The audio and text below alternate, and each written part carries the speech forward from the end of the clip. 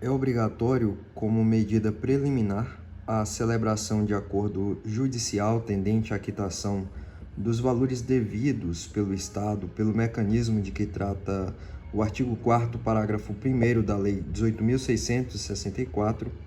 o encaminhamento de ofício à Secretaria de Estado da Fazenda pelo órgão de representação jurídica competente da administração, direta ou indireta, contendo requerimento de autorização orçamentária e financeira para a celebração da avença.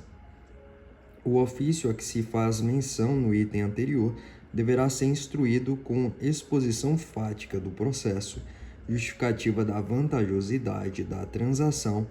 e detalhamento de valores e partes envolvidas e das condições de pagamento.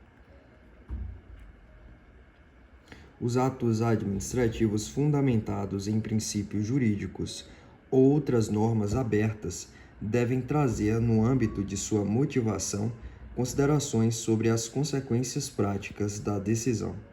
Tais considerações devem demonstrar que a medida adotada é adequada para dar, no respectivo caso concreto, a solução prescrita pela legislação em que se fundamenta o ato. A medida limita-se ao estritamente necessário para dar a solução extraída da legislação que embasa a ação administrativa e não há alternativa menos gravosa para as pessoas atingidas.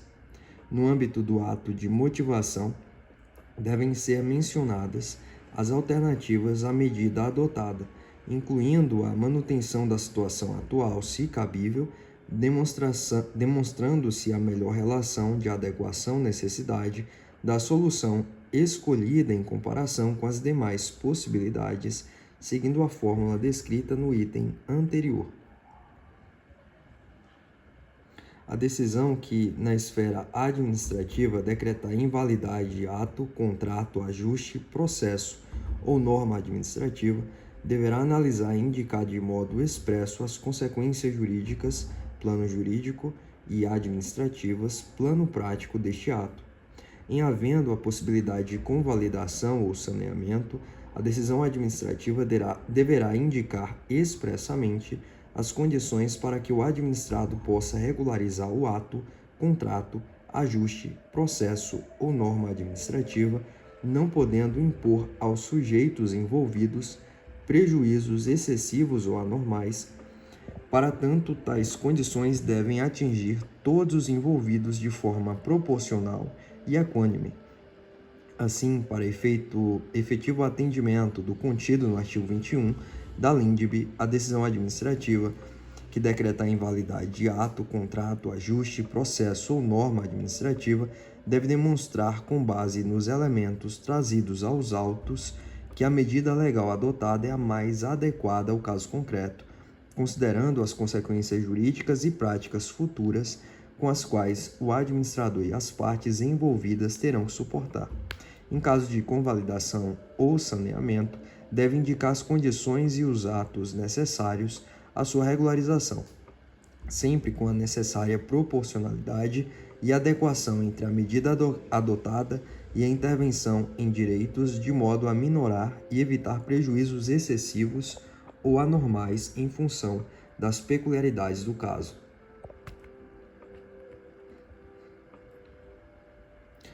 Nas hipóteses de licitação dispensada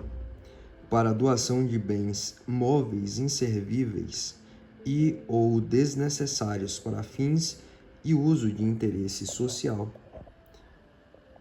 não é necessário parecer jurídico, desde que haja minuta padronizada de edital de chamamento público, contendo como anexo o termo de doação e que seja observada a respectiva lista de verificação.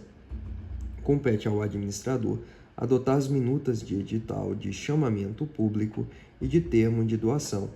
aprovados pela Procuradoria-Geral do Estado, realizando o correto preenchimento, bem como instruir adequadamente o protocolado com os documentos exigidos na lista de verificação respectiva e no próprio edital de chamamento público, com vistas ao cumprimento dos requisitos legais correspondentes. O Decreto Estadual 5.492 trata de um prazo dirigido à unidade de recursos humanos do órgão de origem do servidor, contemplado com pagamento indevido. Prazo este estabelecido para impor a tal unidade o dever de dar início ao processo previsto no referido decreto. A norma do artigo 3º não impõe um limite à atuação estatal, não estabelece regra de prescrição ou decadência. Então, essa orientação aqui é despiciando. A representação judicial e extrajudicial do Estado do Paraná, assim como sua consultoria jurídica, estão a cargo da Procuradoria-Geral do Estado, ressalvada apenas a atuação da carreira especial de advogado do Estado do Paraná, carreira em extinção, no que se refere ao assessoramento jurídico ao Poder Executivo e à representação judicial das autarquias. A interpretação da legislação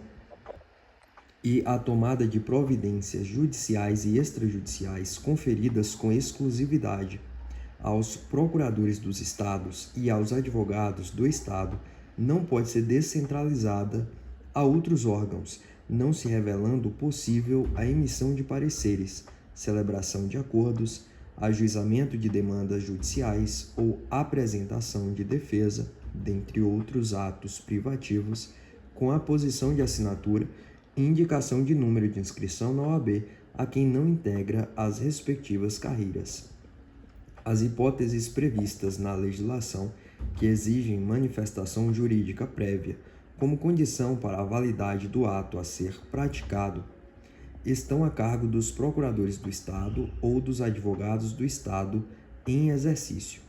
As secretarias de Estado da administração direta, assim como as autarquias estaduais, não podem conter em sua estrutura organizacional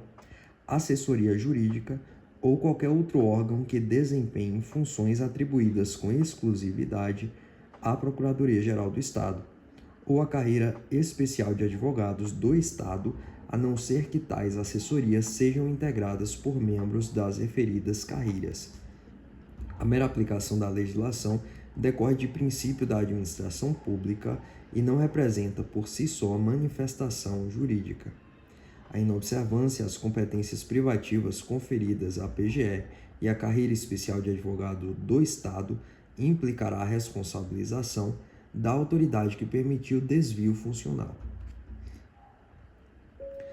As contratações fundamentadas na Lei Complementar 108 deverão ser realizadas pelos prazos máximos previstos no seu artigo 5º.